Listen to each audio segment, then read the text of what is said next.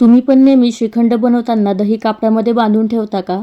इथून पुढे बांधून ठेवायची गरज नाही, कारण आज आपण अगदी वेगळ्या आणि सोप्या पद्धतीने राजभोग श्रीखंड बनवणार आहोत. गुढीपाडवा स्पेशल श्रीखंड बनवण्यासाठी खाली मी एक मोठा मिक्सिंग बाउल घेतलेला आहे. त्यावरती मैदा गाळायची चाळणी ठेवायची आहे आणि या चाळणीमध्ये दही टाकायचं आहे. घरी बनवलेलं दही असेल तर श्रीखंड आणखी छान होतं. हे दही आपल्याला रात्रभर किंवा जवळपास 24 तास फ्रीजमध्ये पाणी नितळण्यासाठी ठेवायचं आहे. तुम्ही बघू शकता दह्यामधलं पूर्ण पाणी निघालेलं आहे, ते सुद्धा रुमाल किंवा कापडामध्ये न बांधता.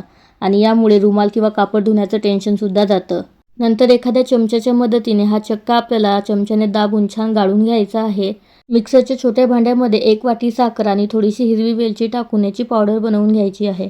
चक्क्याबरोबर पिठी साखर छान एकजीव करून घ्यायची. यामध्ये बारीक चिरलेला अक्रोड, बदाम, काजू आणि पिस्ता टाकायचा. थोडीशी जायफळ किसून टाकायची आहे आणि केसर भिजत घातलेलं दूध टाकायचं आणि छान एकत्र करून फ्रीजमध्ये सेट होण्यासाठी ठेवून द्यायचं आहे. आणि व्हिडिओला लाईक सुद्धा करायचं आहे.